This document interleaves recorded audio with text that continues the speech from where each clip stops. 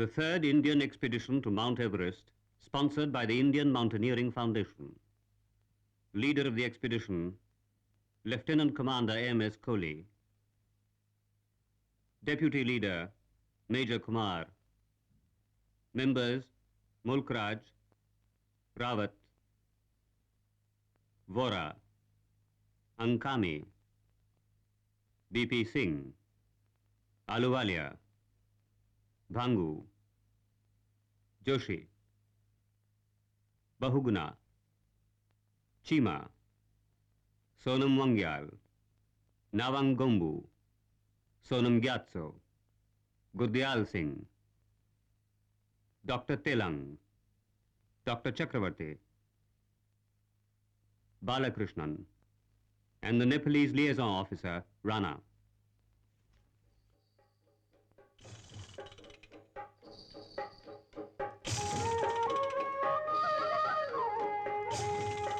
The 24th of February, 1965. Location, Jayanagar, a railhead in Bihar near the Indo-Nepalese border. Chaos? Confusion? Not really. It'll all sort itself out. 25 tons of equipment and stores. 25 tons to be distributed among 800 porters to carry it all up to the base camp. For hire camps, 50 Sherpas. Sherpas are the backbone of any Himalayan expedition. Thondup, the cook, rising in rank with each expedition, now brigadier, soon to be major general.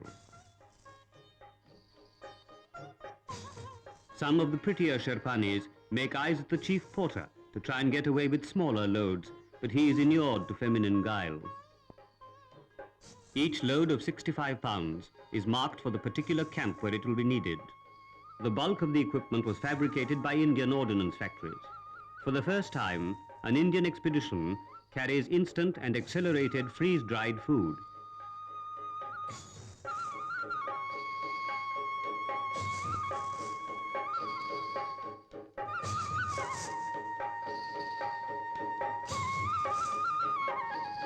Last-minute preparations, a cold bath before departure. Much lopping off of hair in the hope of growing a lush crop. Major Kumar has no hope.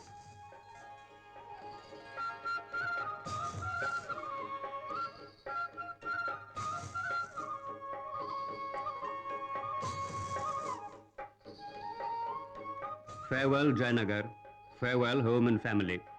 6 months of intense, feverish activity, planning, securing equipment, selecting the team, organizing the expedition. The planning has been meticulous. The only imponderable is the weather.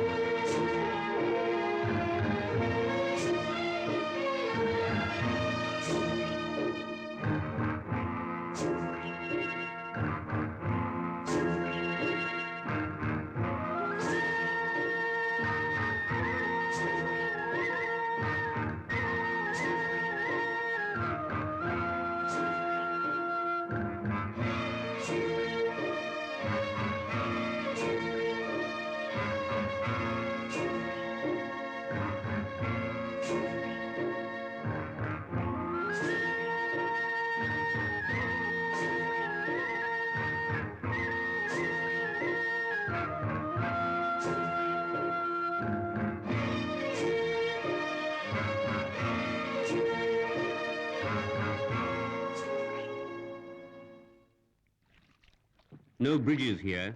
Got to do it the hard way, perhaps the wet way. Dug out canoes to ferry men, women and precious baggage across the Sunkosi, a cold stream from the melting snows of the high Himalayas.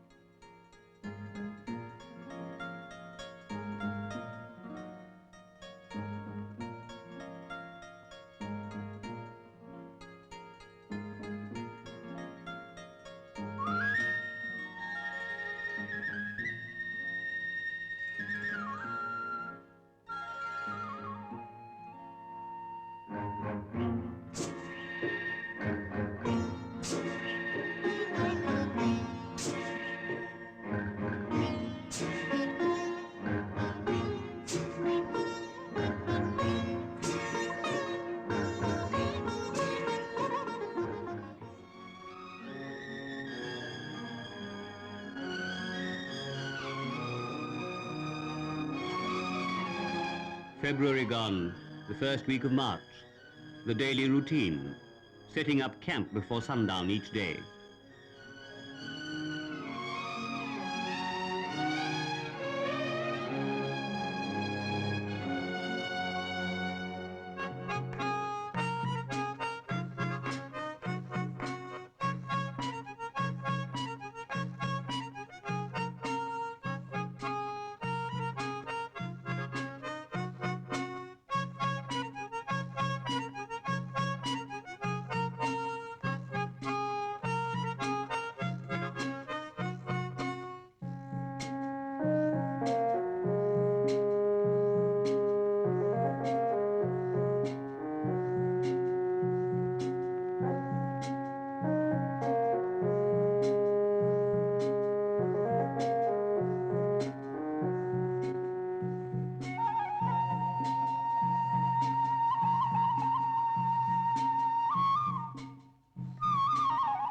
For the thirsty, chang and rakshi, homemade beer and spirits. Chima loves the stuff.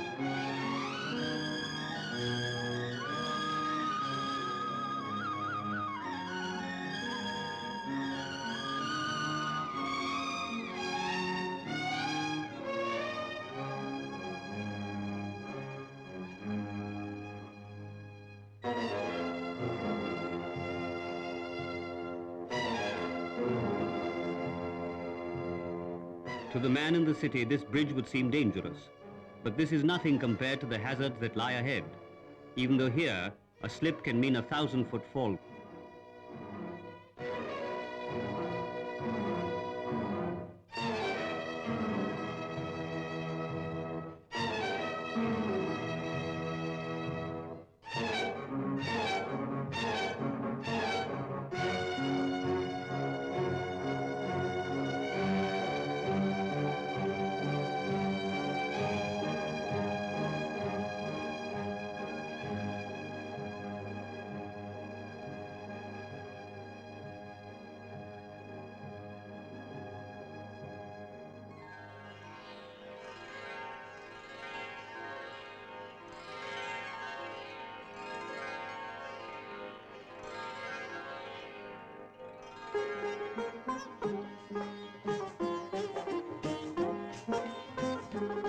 Two weeks on the march, and now the first glimpse of the high Himalayas, the abode of the gods.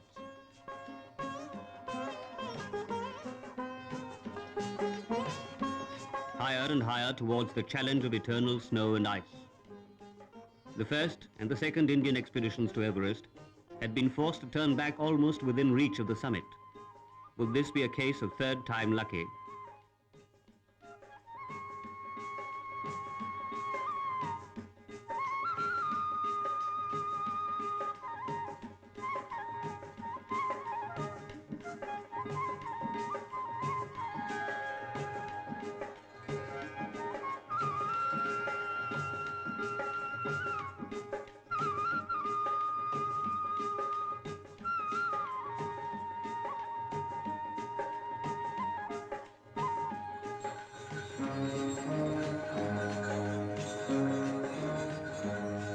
The village of Kumjung, home of many of the Sherpas. Families and friends happy to see their dear ones again. This is the family of Assistant Sardar Pudorji, who never dreamt that he was destined to climb Everest.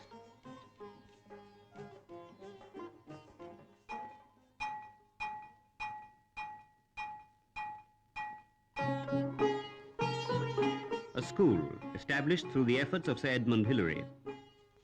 The members of the expedition play with the children of the mountains, mountaineers of tomorrow, for the urge to climb mountains is in the heart of every Sherpa child.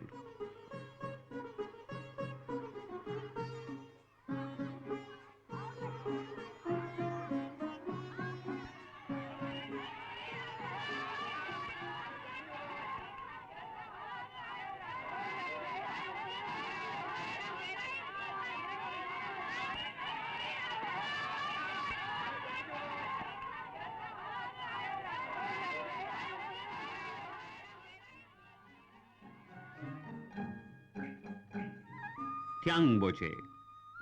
Tiangboche has often been described as one of the most beautiful places in the world. The monastery at Tiangboche is situated at a height of 13,000 feet, a famous and sacred center of Buddhist worship. Tiangboche is known as the gateway to the abode of the gods.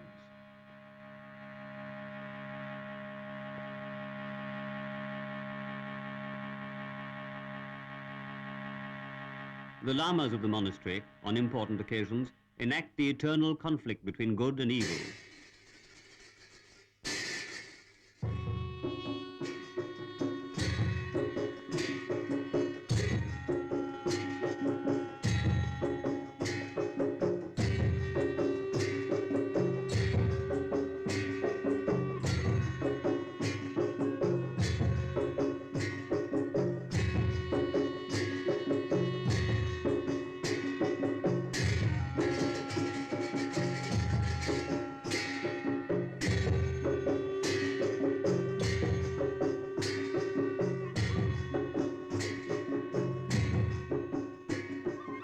The 17th day of the trek, the expedition reaches Tiangboche, the last outpost of civilization.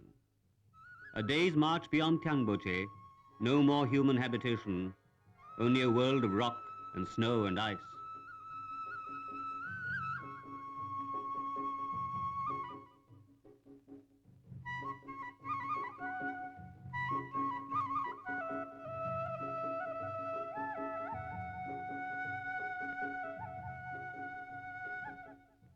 Each high-altitude Sherpa is given his mountaineering kit: boots, crampons, ropes, windproofs, feather jackets.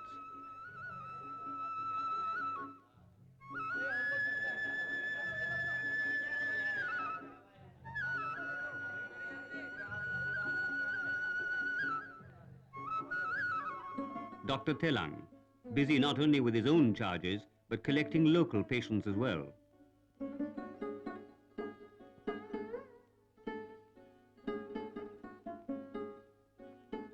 "10 days of acclimatization, and every member of the expedition is fit and well."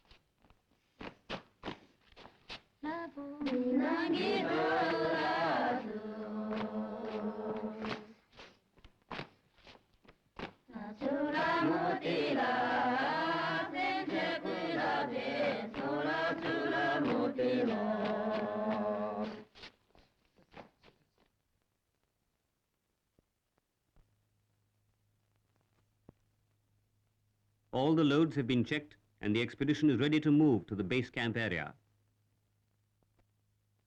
In the distance, the eternal plume of Everest, Chomolungna, goddess mother of the earth.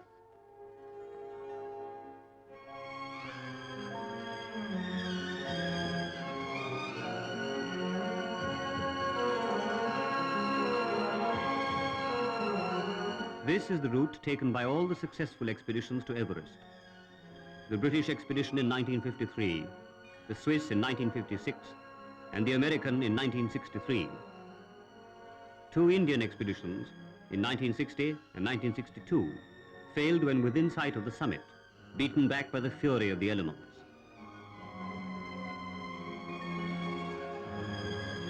In this difficult terrain and at this altitude, yaks are the only animals that can carry loads.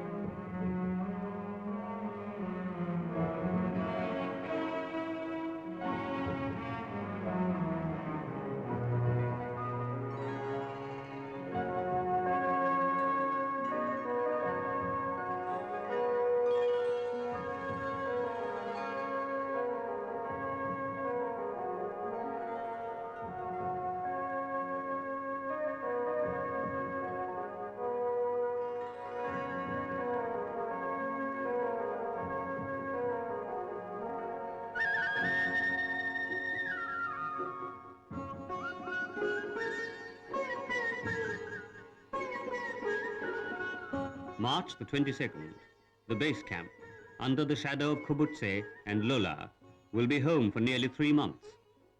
Not comfortable, living at a height of 18,000 feet, but there are friends to keep one cheerful.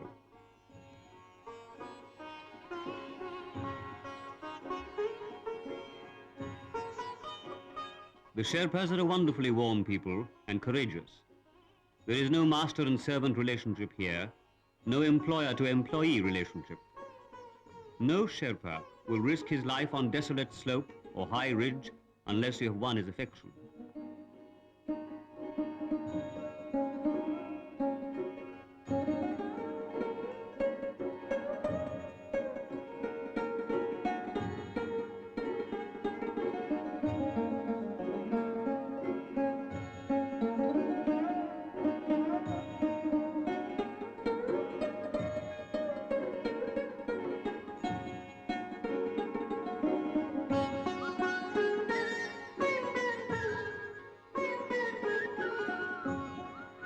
Like a bunch of dedicated rag pickers, members of the expedition rummage in the campsites of previous expeditions. There is a little oxygen in one of the bottles, but the Swiss cheese, any patriotic Swiss would promptly disown.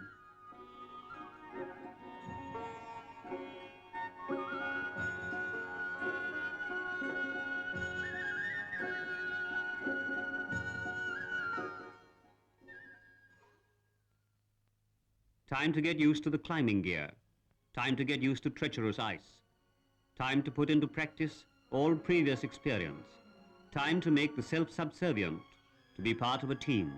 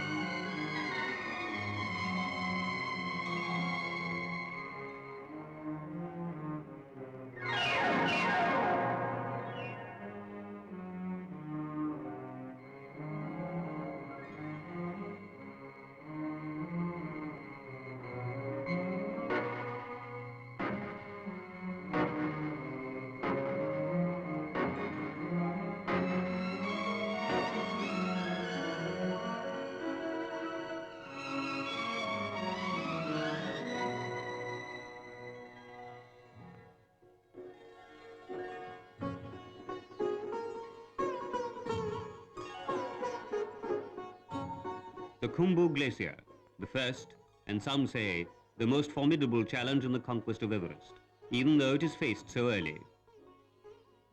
This is an unstable region, subject to avalanches, to shifting blocks of ice. Today, a smooth path. Tomorrow, a deep crevasse.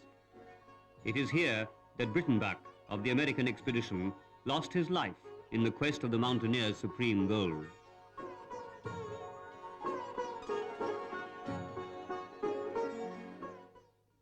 The first phase of the climb, to establish Camp 1 at 20,000 feet, and Camp 2, the advanced base camp, at 21,300 feet.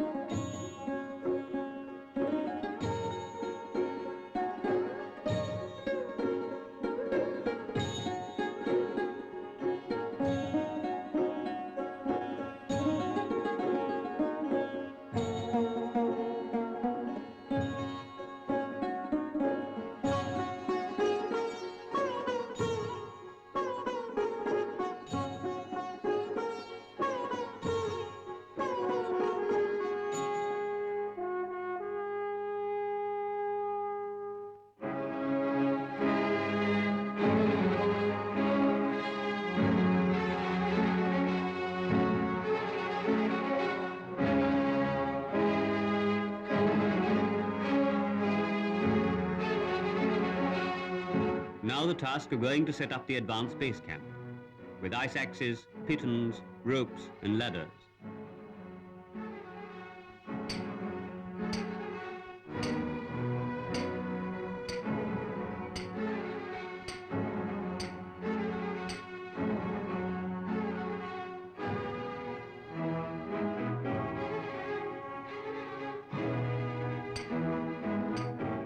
Step by step, cutting each step in a stubborn wall, climbing up a mass of frozen fury.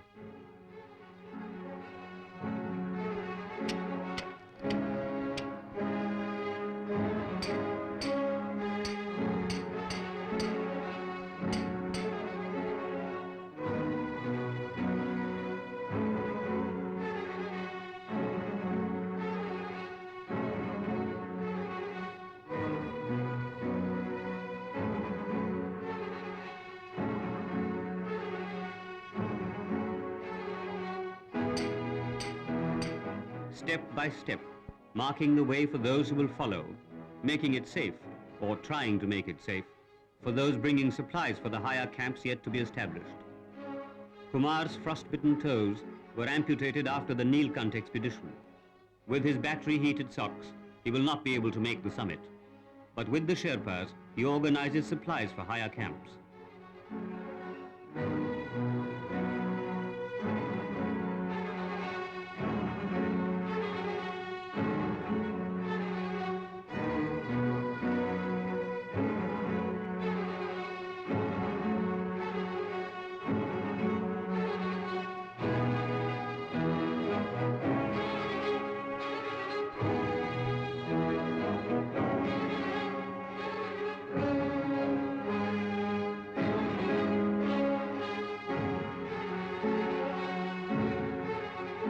There are crevasses to be bridged. At lower altitudes, that is to say at altitudes higher than the Matterhorn, logs are used.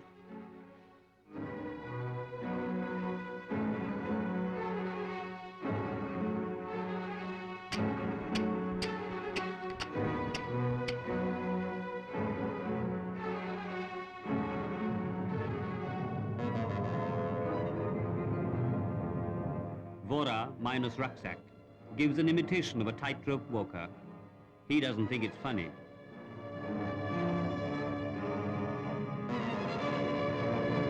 The Sherpas carry aluminium ladders for higher altitudes.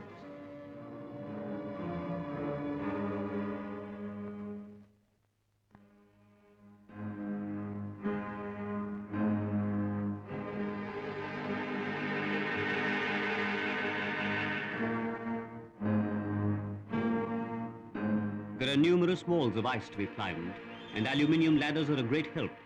They save the cutting of steps, they save time.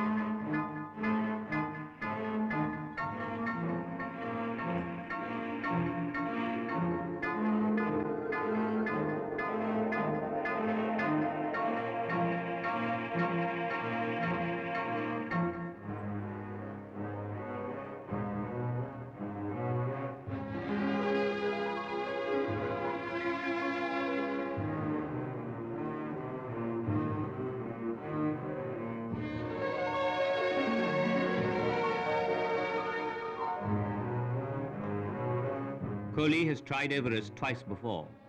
Each time is as trying as the first. Each challenge is a new challenge.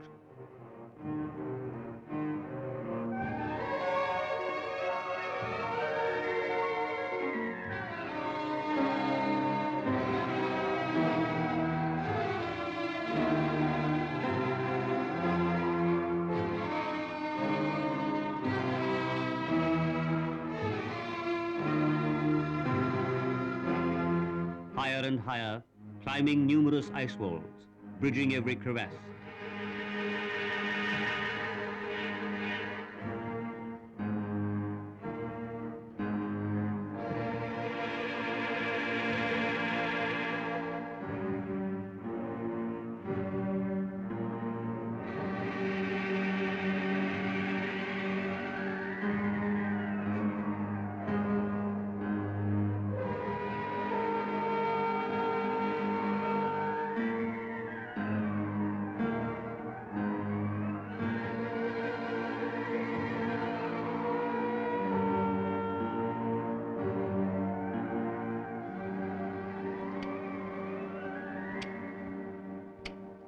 Even for making a shortcut, no chances are taken.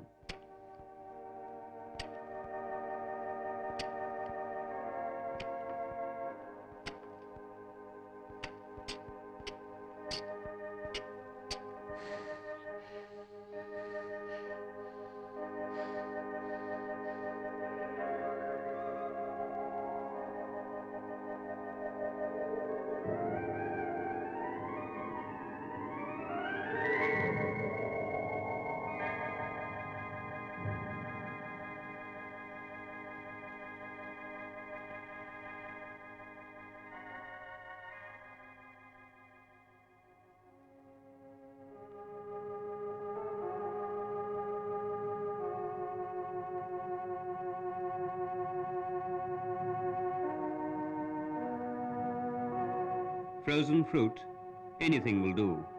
Even though high altitudes kill the appetite, it is essential to keep up one's strength.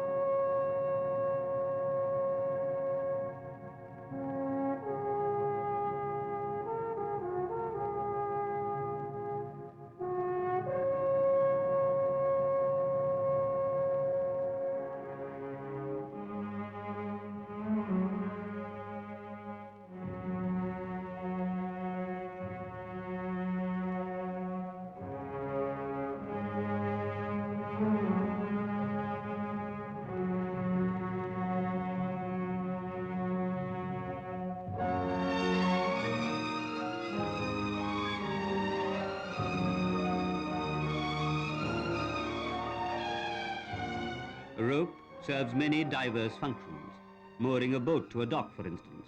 But here, the rope is a lifeline, the only lifeline.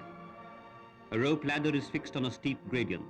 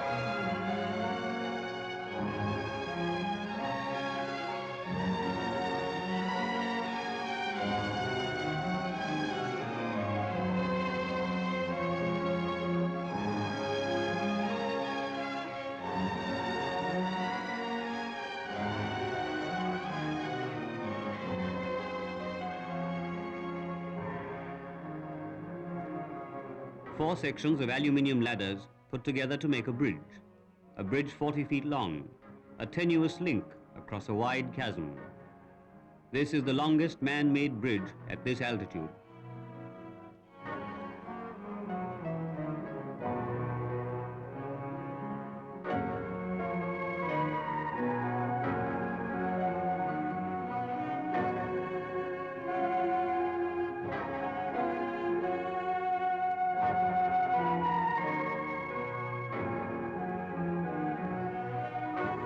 At high altitudes, dehydration is a major problem.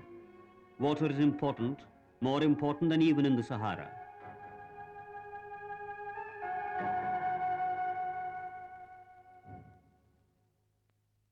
As the members of the party reach the top, there before them lies the Valley of Silence.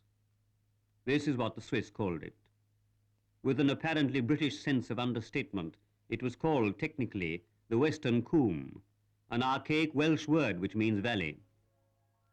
Here is established the advanced base camp, the nerve center of activities beyond this height.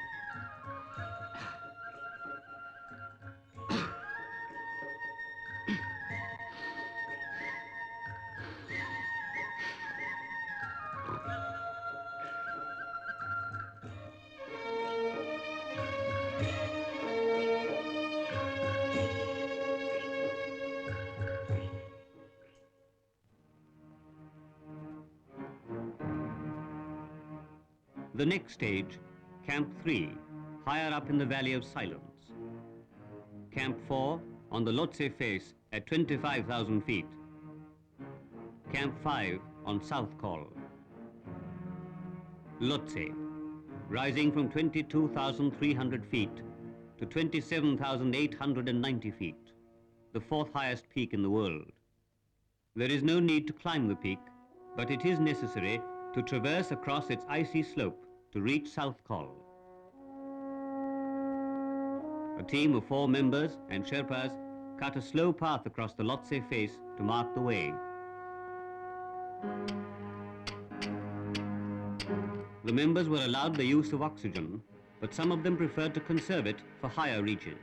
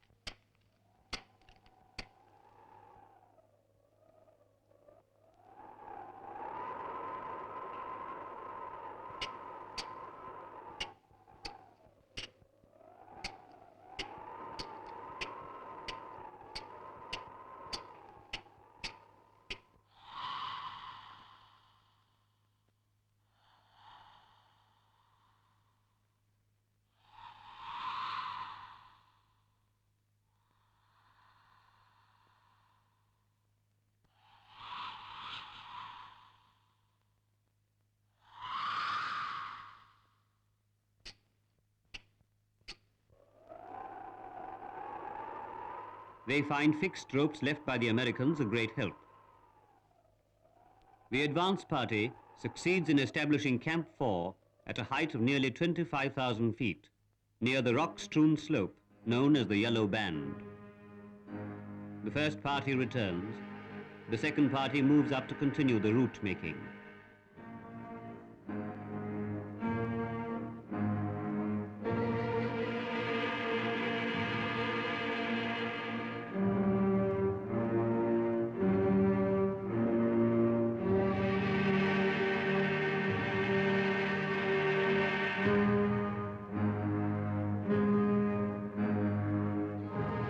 South Col lies in a depression between Everest and Lhotse.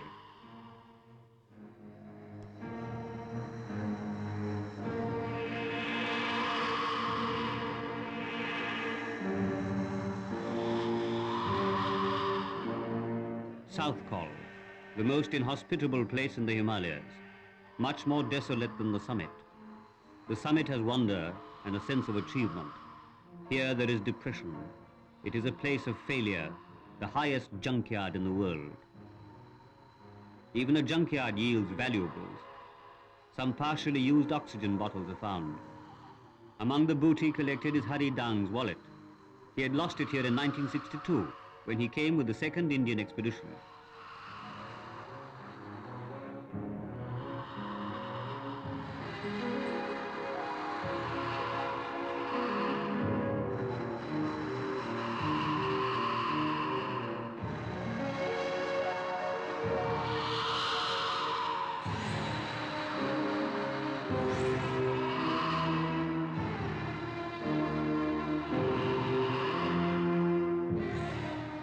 Despite lashing winds, the South Col camp is established. Now only one camp to go, and then the summit. If they can make it, it'll be something of a record, because no one has attempted the summit so early in the year. This on the 28th of April, with hope and confidence. The weather. Fair weather with occasional strong winds at high altitudes. Winds and temperature in free air at 7.5 kilometers above sea level, westerly, 95 kilometers per hour. Temperature, minus 17 degrees centigrade. But luck has a devilish way of running out. The foul weather predicted by special bulletins over All India Radio. It has come. The meteorologists have been right. Sometimes they're wrong in their forecasts. Why do they have to be right this time? Then the decision to abandon the attempt. Was it all for nothing? The waiting, taut nerves, lungs and ribs aching with the effort to breathe? But this is what mountaineering is. It isn't the conquest so much, it's the challenge that counts. Beaten today, this is only the first round. We'll be back tomorrow, Everest. Gurdial has not been keeping well after 3 very cold nights at South Col.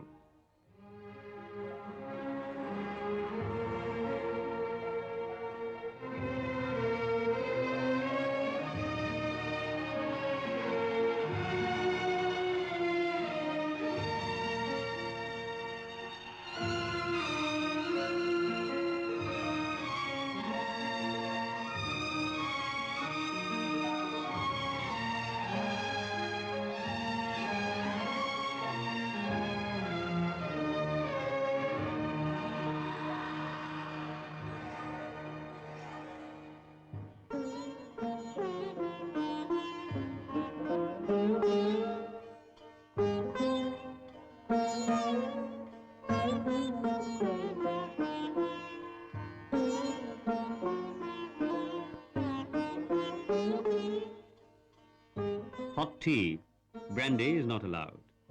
Suddenly, the sense of depression lifts. There is, after all, another day.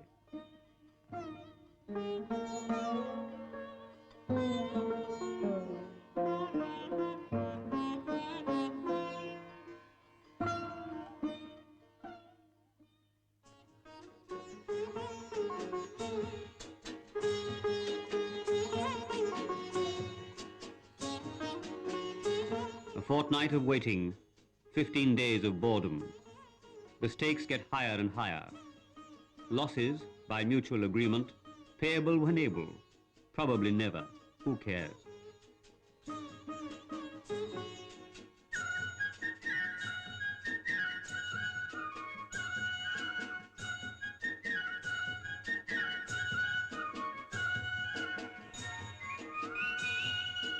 The stocking of higher camps continues, preparing for the second attempt.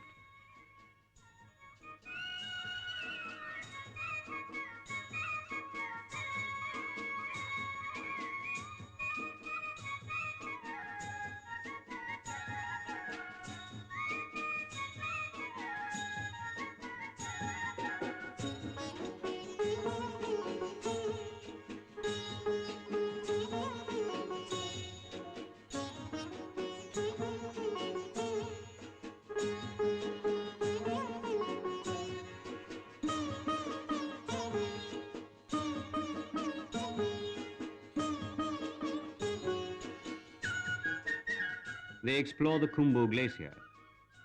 A walk along slippery Phantom Alley.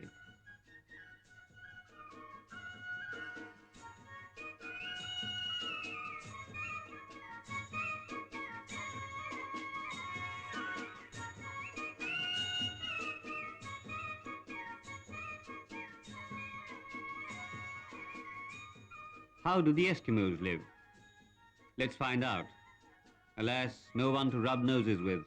Just as well, no time for romance. They have to keep fit at all costs. Tomorrow or the day after, the weather might clear. Then, the challenge once more.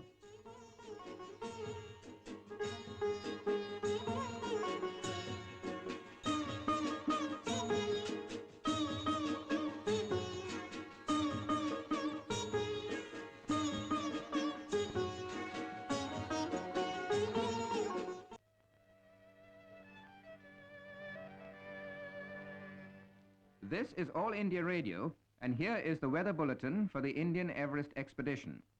Generally fair weather, isolated thundery developments possible on ridges during evening. Confirmation of weather bulletins is received from Delhi. Time to choose the summiters, or rather, the potential summiters.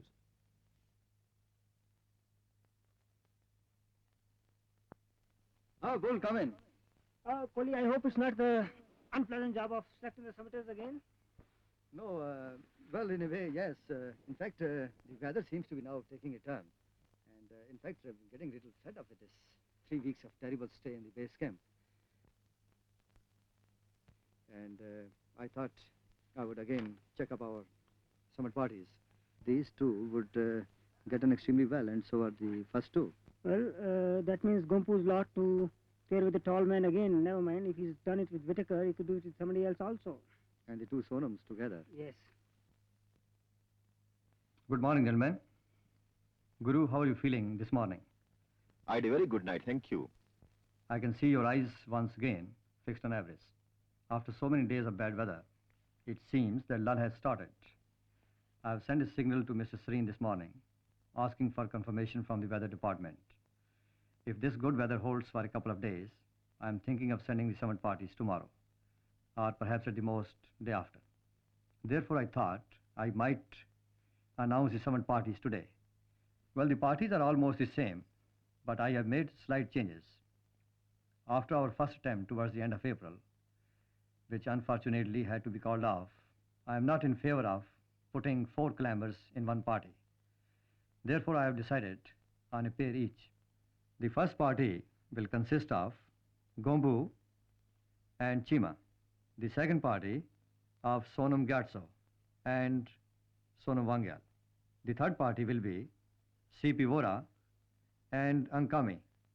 It depends on oxygen whether we can send 4 climbers or 2 climbers in the last party. The last 4 will be Bhaugna, Aluwalia, BP Singh and Rawat. I hope all of you are ready, and if the final confirmation comes today from Mr. Serene, you should be able to leave tomorrow. I say, Sonam, I hope you have made arrangements for the food to be taken to the summit.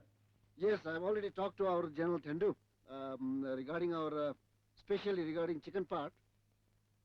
I would like to include 6 or 7 roasted chicken from base camp. Will it be possible? Please, Sonam, talk for yourself. I shan't be like.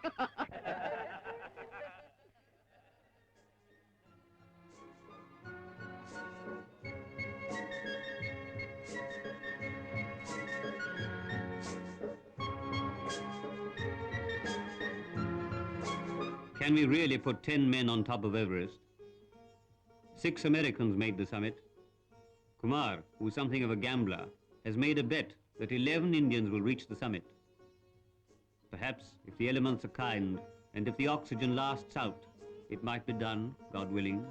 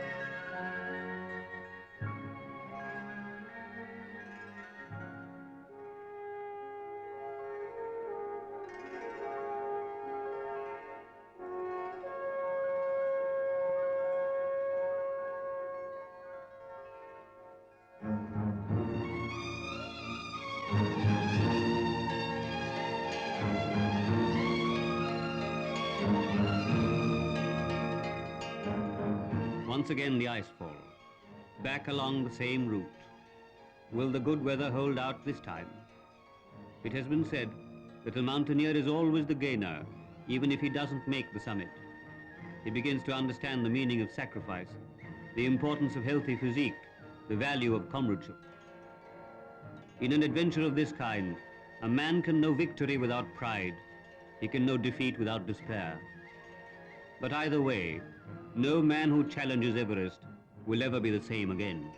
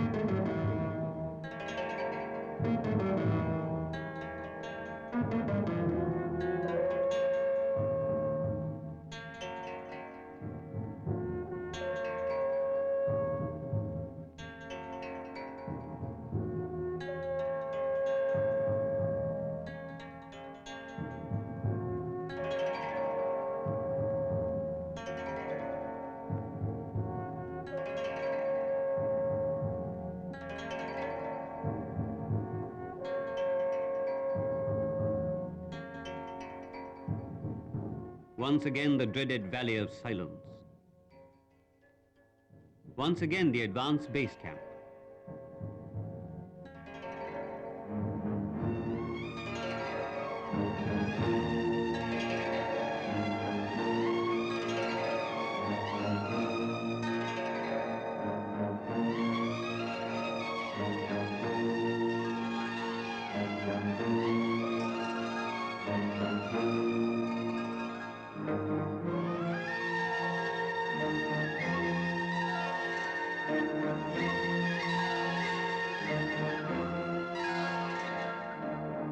Once again, the formidable Lhotse face.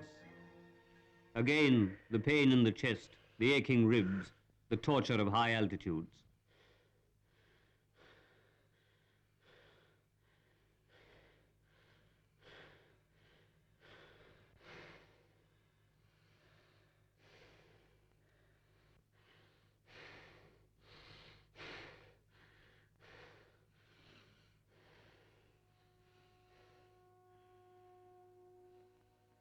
Chima, Gombu, Gurdial, accompanied by Sherpas, move up the Lhotse face.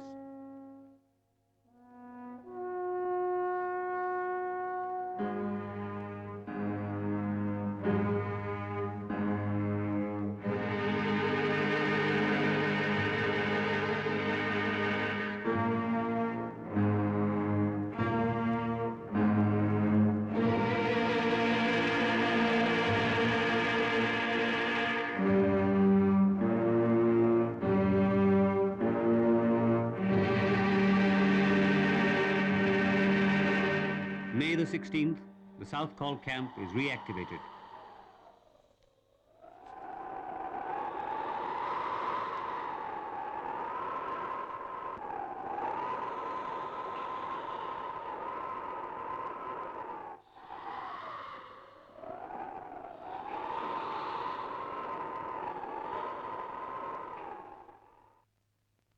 And now for the final phase, Camp 6, as near to the summit as possible. Then on to the summit. 7:30 a.m., May the 19th, Gombu and Chima, accompanied by Sherpas, leave South Col to establish the summit camp. The Sherpas possess magnificent physical stamina, cheerfulness, and willingness to work. They're willing to accept any challenge anywhere on the heights. Of 44 climbing Sherpas, 41 carried loads to South Col. 19 of them up to the last camp.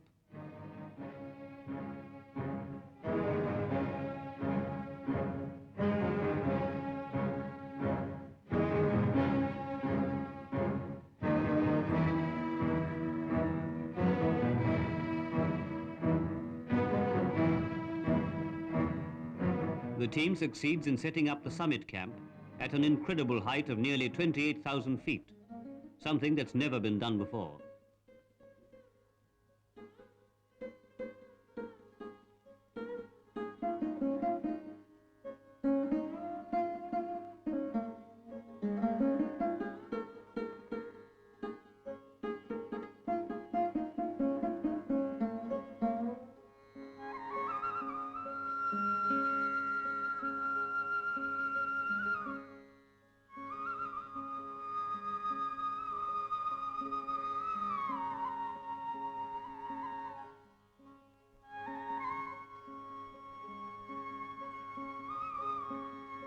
May the 20th, 1965. Chima and Gombu are awake at 3 a.m. They're getting ready for the final assault. Gombu remembers when he reached the top with the American, James Whittaker. Can he do it again? Will he be the first man to have climbed Everest twice? For Chima, it will be the first time.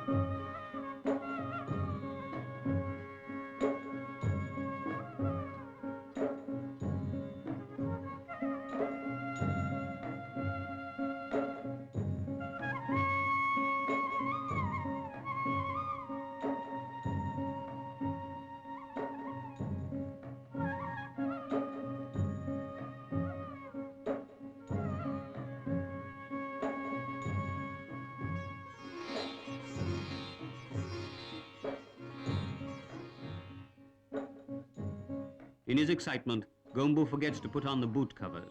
Of course, he puts them on later.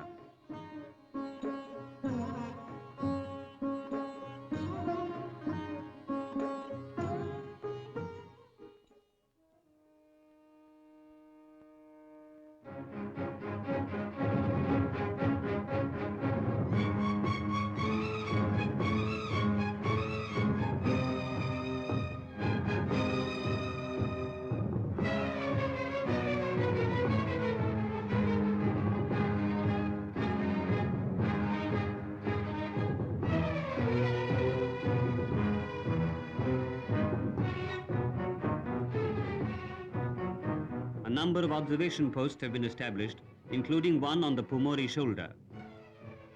A watch is kept from South Col and the advanced base camp.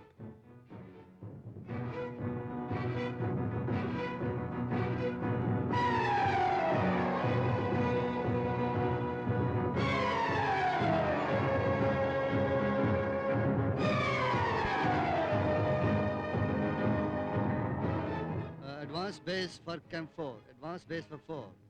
Guru, can you see them? Guru, can you see them? Over. 4 to 2. Mohan, I got fleeting glimpses of them a few minutes ago. So did Nawang Dorje, in fact. But I am afraid we have lost sight of them. Yes, wait. I can hear Nawang Dorje say, he's saying something. He says he can see them. Yes, he says he can see them. Over. Guru, that's wonderful. Where are they? They must be near the south summit now. Over. 4 to 2. Mohan, wait a bit. I'm afraid my fingers are a bit numb. I can't press the button properly. Do pardon me. Yes, I can do it better now. Nawang Dorje says he can see them clearly, and I poked my head out of the tent and I can see them too. I think they are just over 100 feet below the south summit, but I may be wrong about the height. Over. Yes, I can see them. They're on a lower snow field. I can see them clearly. They're going up, and they're moving up. I can see them. And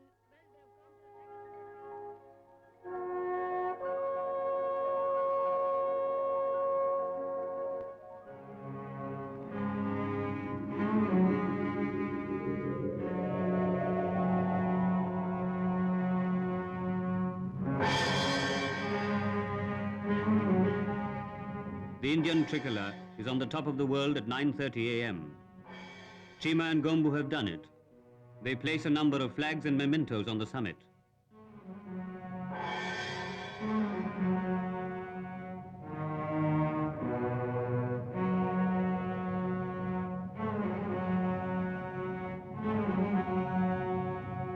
The summiters see below them the Rongbuk Glacier and the Tibetan Plateau beyond, the route of all the pre-war expeditions to Everest.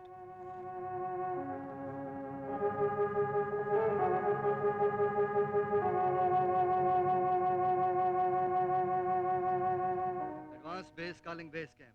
Advanced base calling base camp. Report signals. Over. Hello, base camp calling advanced base camp. Base camp calling advanced base camp. Over. Hello, Bull. Hello, Bull. Any news? Any news? Over. Hello, Kohli. Rana saw them about 50 feet below the summit when they were returning. I'm certain they have made it. I'm certain they have made it. Congratulations. Congratulations. Over. Hello. Hello, Bull. Wonderful. I'm certain they would have done it. Congratulations. Now you can open the brandy. Hello, yes. Not one. We will open 3 brandy bottles. Thank you and congratulations. Once again, out to you. Hello. Hello. Advance to 4. Advance to 4. Guru, I presume you have been listening. 4 to 2, Mohan, yes, I've been on the listening watch. I've been following your conversation with Bull intently, and I'm very sure that they've got to the top. But I shall await confirmation from Chima when he returns to camp. I think that will be round about 1. I'm sorry you can't open the brandy. 4 to 2, Mohan. I wish I could join you all. Nawang Dorje is with me, and we've been looking around what we have with us. I'm afraid there's just a tin of fruit juice. We shall open it shortly. Anyway, very good news. I'm very glad of the excitement at base camp. I'm sure it's all justifiable. We are all delighted here. The only thing is there's far too little oxygen for us to do much about it. Over.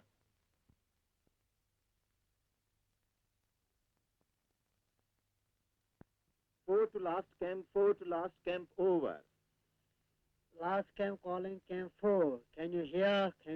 Over. 4 to last camp, Gombu, yes. Now tell me what happened.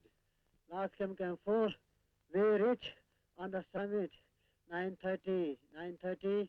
We spend half an hour on the summit. Over. Good show, Gombu. Yippee! Give me more details of the climb. Camp 4. We reach on the summit, all right. Coming down, little blizzard, little snowy, and Chima was not so well with the ice. We reach on last camp, 1:45. Over. Good, Gombo. Now what are the plans? When do you intend to go down to the South Col? Over. We're going down South Col. Today, we want to take first little rest. They want to drink some juice, and quite snowing. We want to come down to the South Col. Over. Down below at South Col. Time for the 2 Sonams to get ready. No more snoring for Sonam Gyatso. Time for work. He ought to have slept with his clothes on. No book of rules for him.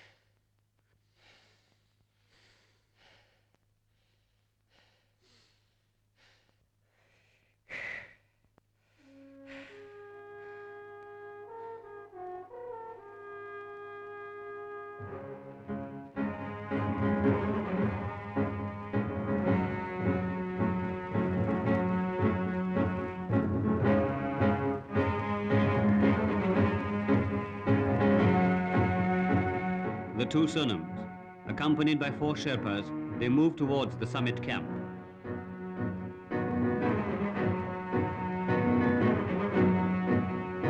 The weather deteriorates.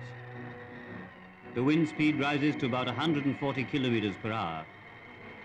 Visibility is now poor. They get lost before finally making the camp.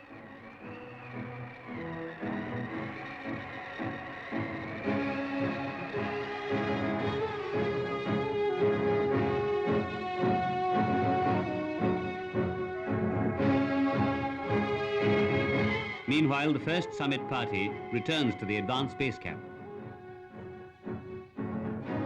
There is no meeting quite so unique as the meeting of those who have braved the great peril of the Himalayas.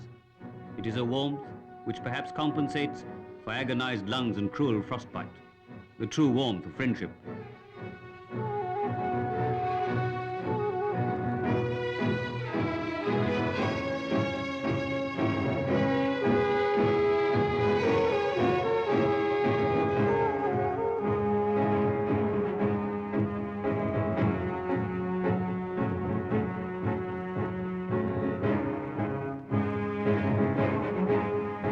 May the 22nd, the two Sonams start off towards the summit. Both of them carry prayer flags.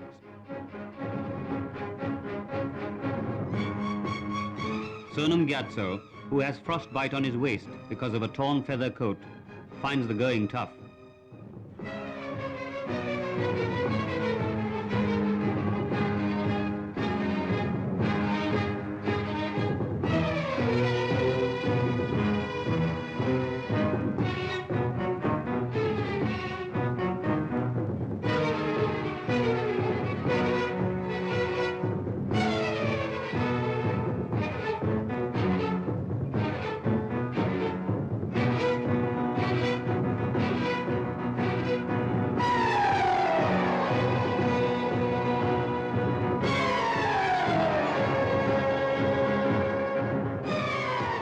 In spite of frostbite and devilish weather, after 6 agonizing hours, they make the summit, the oldest and the youngest ever to have climbed Everest.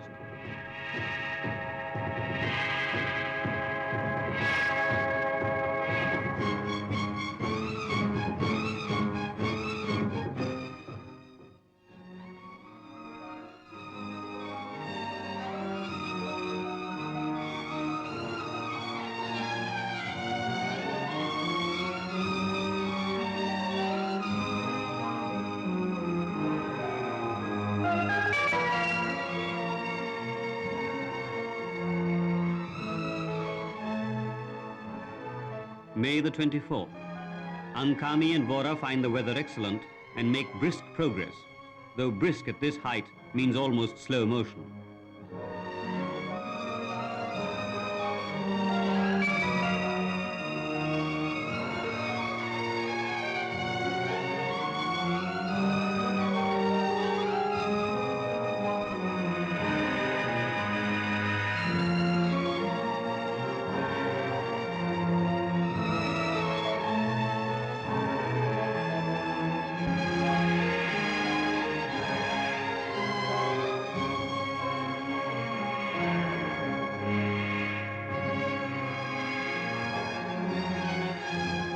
The tricolour planted by the earlier teams. They take this last shot before the movie camera gives way. Vora and Ankami reach the summit. Like the Americans, the Indians have put 6 men on top of Everest. Can they break this record? Will a 4th team be able to make the summit?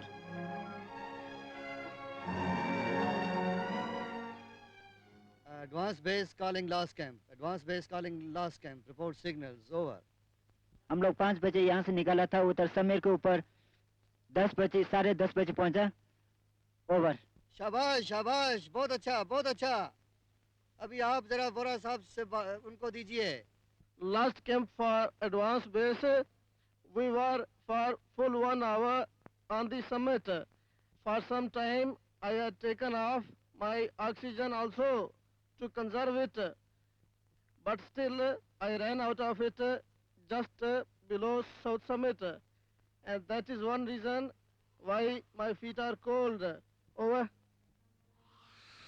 Down at the base camp, Pudorji is persuaded to become the 5th member of the last party. Unfortunately, BP Singh is unwell and drops out. Again, only 4 are left. Thunderstorm activity likely at low altitudes, especially towards evening. Light snow At possible. higher altitudes, weather conditions begin to deteriorate with strong prevailing winds. On May the 25th, an avalanche.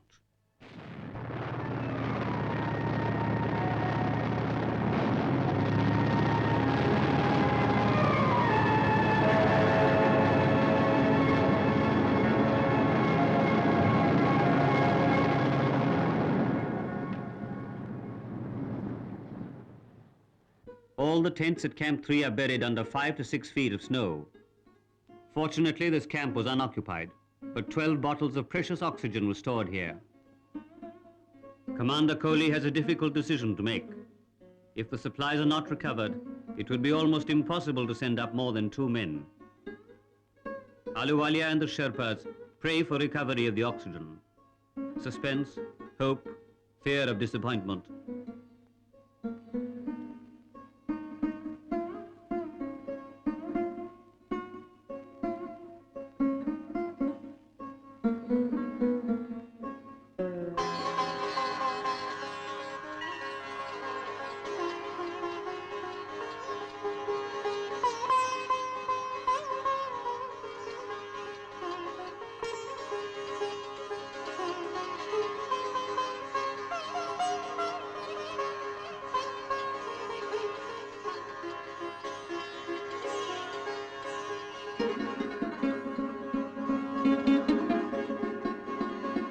The gods have been kind. Not a single bottle of oxygen has been lost. Fantastic luck. The oxygen bottles are tested. Each bottle weighs about 13 pounds. Consumed at the rate of 4 liters a minute, the oxygen can last for approximately 4 hours.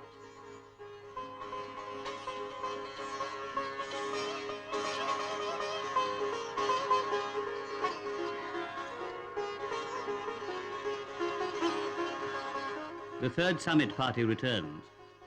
It is often forgotten that it is as difficult to climb down a mountain as it is to go up, often more difficult because of fatigue.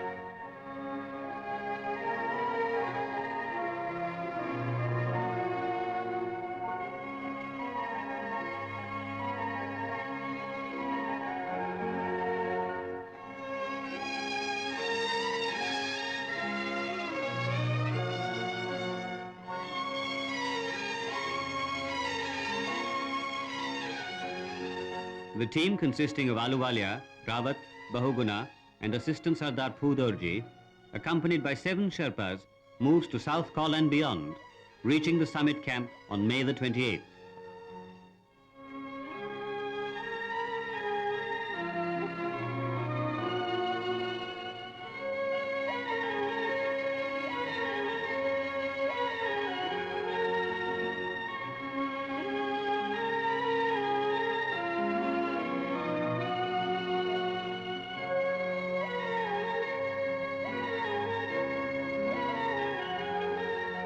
May the 29th. Ahluwalia and Phudorji start off early in the morning on one rope.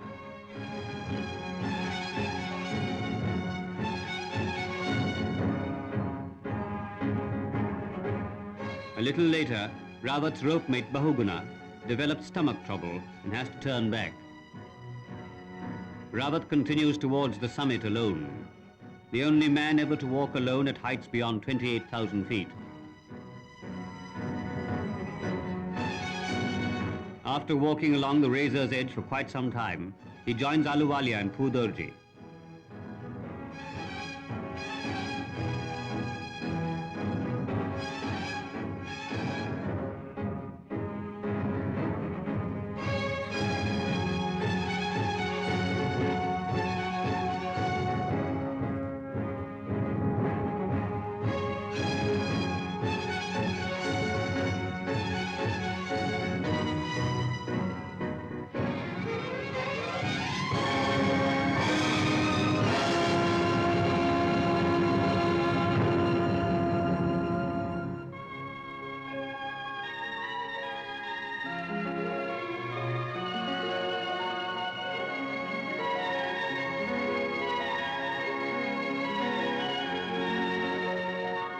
12 years ago on this day, the 29th of May 1953, Hillary and Tenzing had climbed the summit of Everest for the first time. Now, for the first time in history, 3 men stand together on the roof of the world at 29,028 feet. It has been said that on a mountaintop, a man does not think of himself as part of a great purpose. In the everlasting snows, he becomes the purpose. The way of courage is without beginning and without end.